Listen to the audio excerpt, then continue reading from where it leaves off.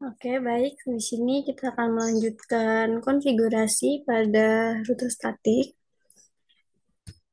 Jadi kemarin sudah sampai di memberikan floating pada router 19. Jadi selanjutnya di sini akan memberikan floating pada router 18. Kita buka router 18 dulu.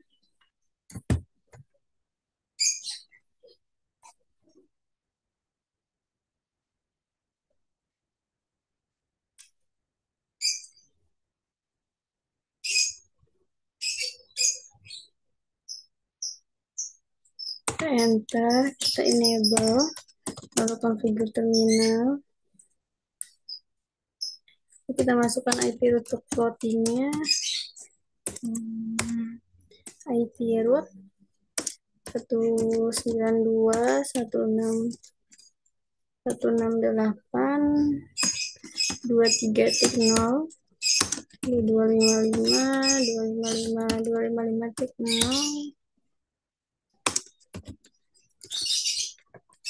92.168 melalui IP 24.2. Oke, selanjutnya 23. Di sini kita ubah jadi 21.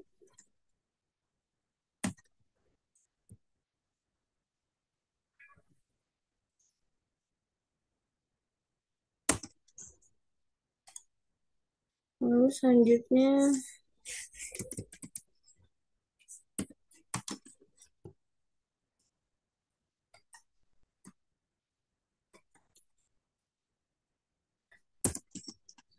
24.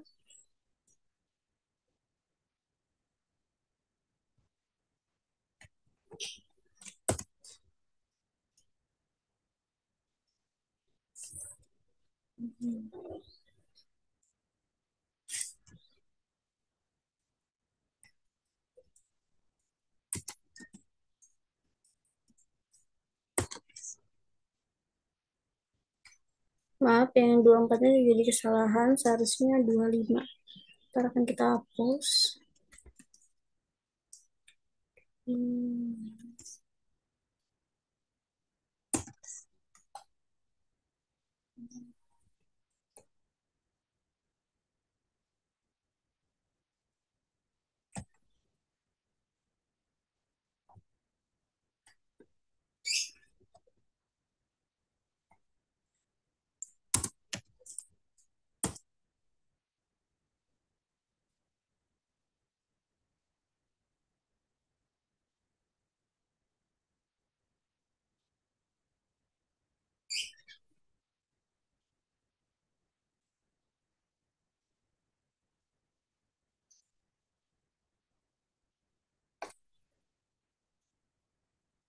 Ini bisa kita hapus lewat sini ya.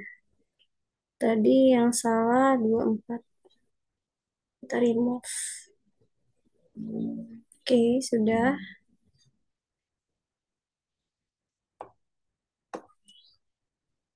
Nah, kalau pengen diketik, itu bisa lewat sini. No IP root, lalu masukkan IP yang salah tadi.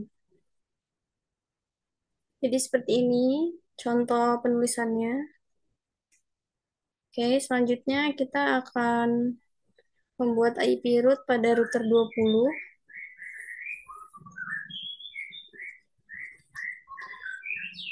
Jadi di sini kita membuat footing,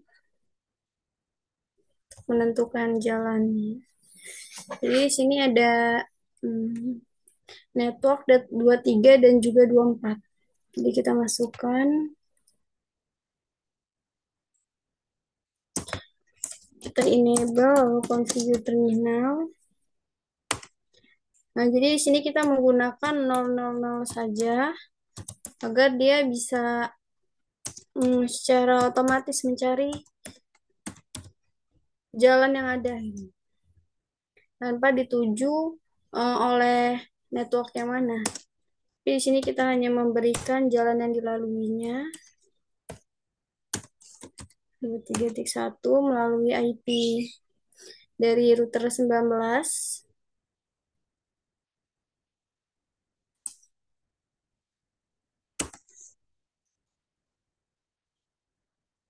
Nggak ada kesalahan.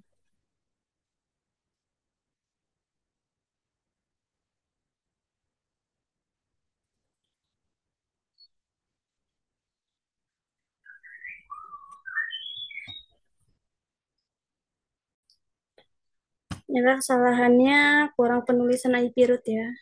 Sini kita lanjut. IP root 0000, lalu 0000, lalu 192, 168, 24 lanjut. 24 tik 1. Oke, ini kita enter. Kita end. Kita write.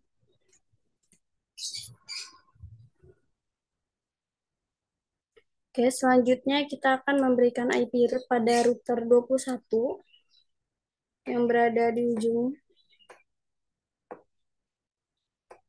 sini.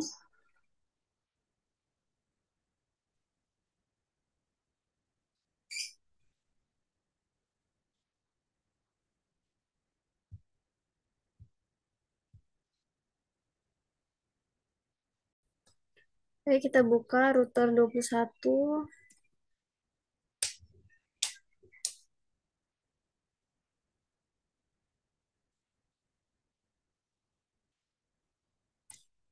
Masuk ke CLI-nya.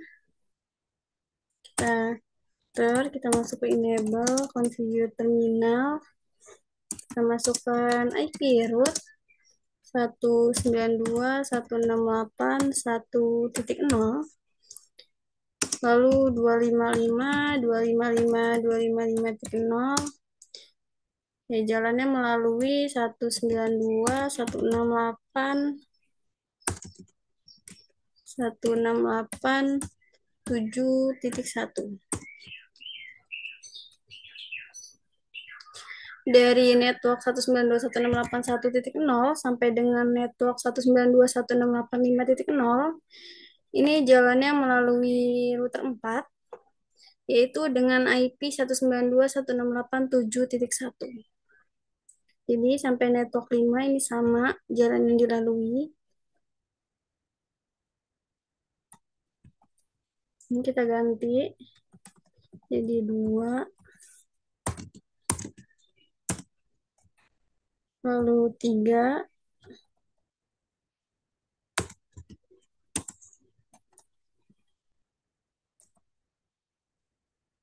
lalu di sini 4 dan 5.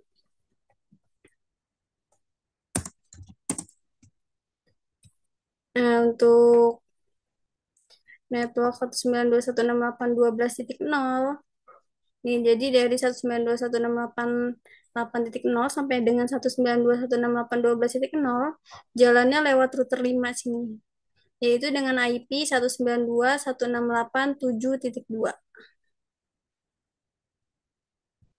Oke, kita masukkan.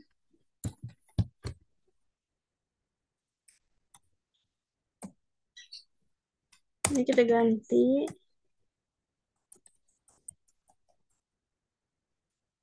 Sini 6. Oh, bukan 6, 8.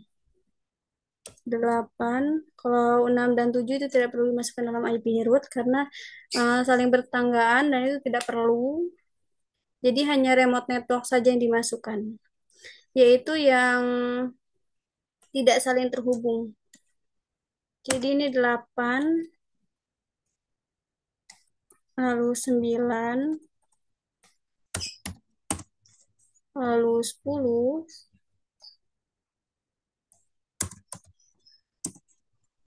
lalu 11,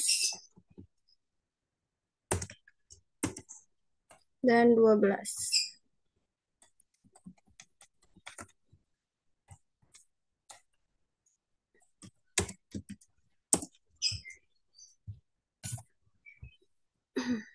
Lalu selanjutnya untuk network 192.168.13.0 sampai dengan 17.0 lewat jalannya dari router 14 ini, yaitu dengan IP 192.168.7.3.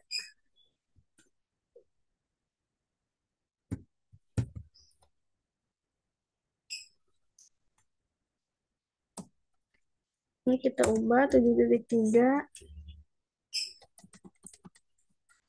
Di sini 13, lalu 14,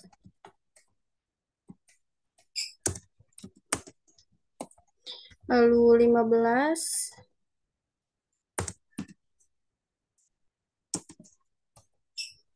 lalu 16, dan 17.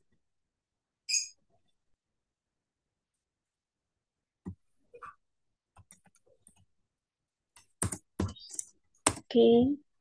Selanjutnya untuk network 18 sampai dengan 25,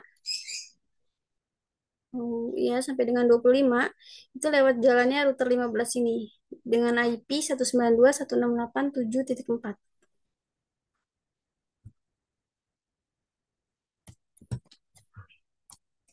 Ini kita ganti 7.4. Oh, apa?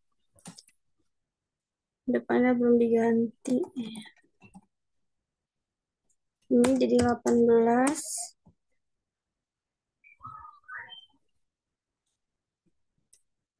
19,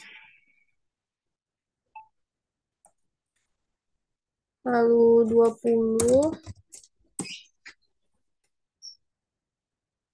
lalu 21, lalu 22,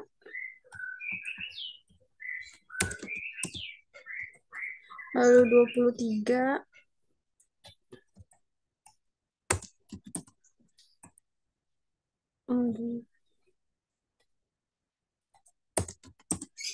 dan terakhir 25. 24 tadi sudah ya. Nah, tadi kan ini ada terjadi typo di sini. Ini kita salin dulu. Kita copy. Kita tambahin 0 di depan sini. 0, lalu kita pas. Nah, ini sudah terhapus ya yang salah tadi.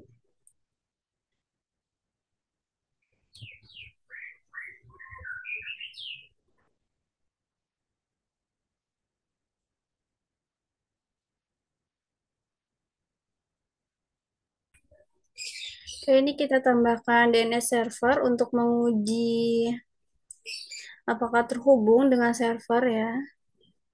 Ini kita tambahkan DNS server, lalu kita keluar di sini. Kita masuk ke web browsing.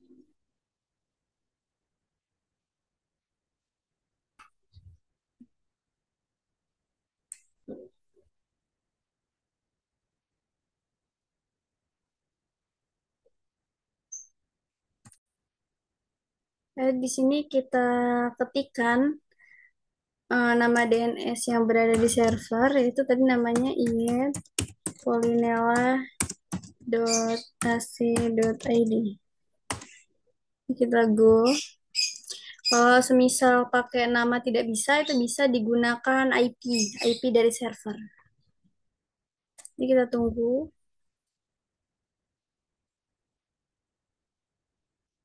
Nah, ini bisa. Nah, tandanya PC ini sudah terhubung dengan server sehingga bisa membuka DNS yang berada di server.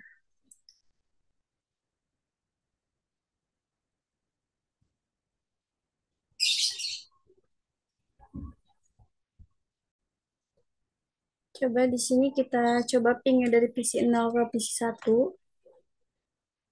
Di sini sudah dicoba tadi request team up. Kita coba sekali lagi. Biasanya kalau di awal-awal emang banyak kendala untuk menghubungkannya. Nah, ini sudah terhubung ya, ini sudah bisa nih. Nah, kalau di awal percobaan itu dia memang belum terhubung mungkin ya, agak sedikit lama. Dia jadi agak request team out terlebih dahulu, tapi kalau kita coba-coba terus, dia nanti bisa. asal sudah dihubungkan melalui IP root. Sudah router-router yang di saling terhubung ini dari PC 0, PC 1 ini sudah diberi IP root dan sudah saling terhubung. Nantinya ini bisa saling ping PC-PC ini. Nih, di sini bisa saling ping. Di sini juga dikasih default gateway sesuai router yang terhubung ini agar bisa saling memberikan dan saling bisa mengirimkan data yang dikirimkan oleh si PC ini. Jadi di sini PC sudah saling terhubung, sudah diperiksa nih, sudah bisa ping. Kalau terjadi request timeout itu bisa diperiksa sekali lagi, kita coba ping sekali lagi atau kita tunggu beberapa menit mungkin sedang loading. Memang kalau awal pengiriman itu biasanya loading terlebih dahulu. Ini setelah dicoba kedua kali sudah bisa. Ini kita silang.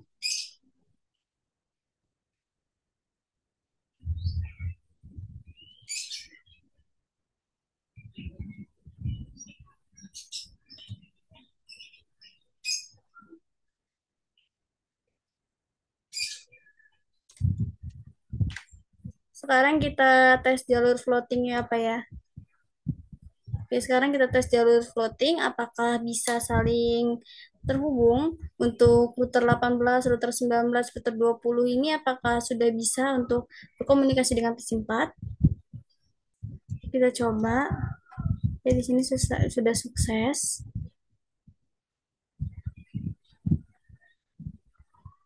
Oke.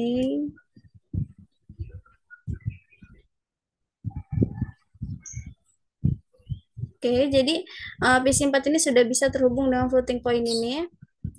Jadi floating point ini fungsinya untuk mencari jalur ketika jalur yang satunya mati. Jadi di sini ada dua jalur nih. Jadi kemungkinan ketika jalur dari network 192.168.23.0 ini mati, dia bisa menggunakan jalur yaitu 192.168.24.0 untuk terhubung dengan PC-PC yang ada di luar ini.